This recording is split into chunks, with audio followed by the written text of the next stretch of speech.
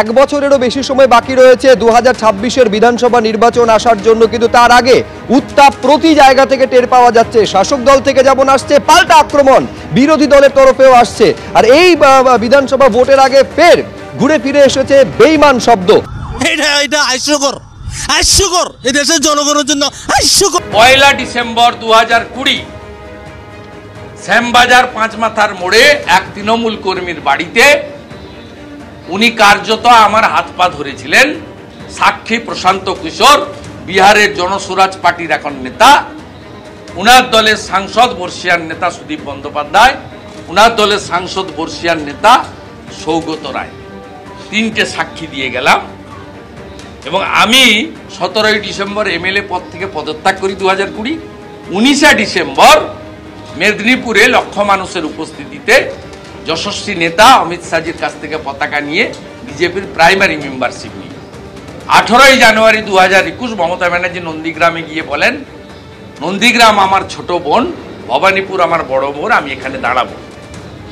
সেদিন রাত্রেই দিল্লির নেতৃত্ব বলে, আপনাকে গুরুদায়িত্ব দেওয়া হলো মমতা ব্যানার্জিকে হারানোর জন্য। সেই চ্যালেঞ্জ অ্যাকসেপ্ট করি।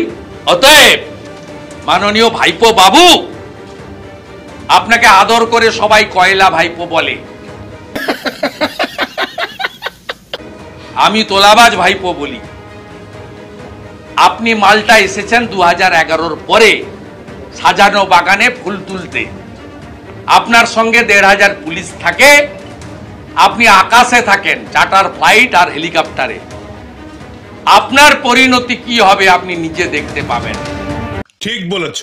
বিগত দিনে যারা দলের সাথে বেঈমানি করেছিল, মুকুল রায়, শুভেন্দু অধিকারী, এদেরকে চিহ্নিত করার কাজটা আমি করেছিলাম।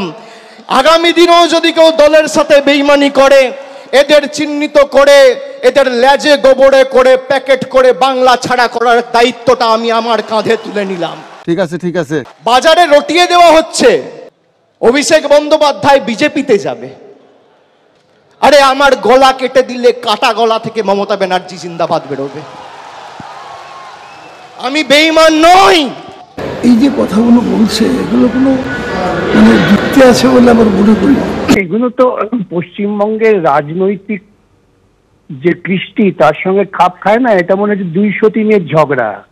203-এর ঝগড়ার মতোই 103 আরেক 103কে বলছে তুই এই করেছিস, আর সে বলছে না তুই এই করেছিস।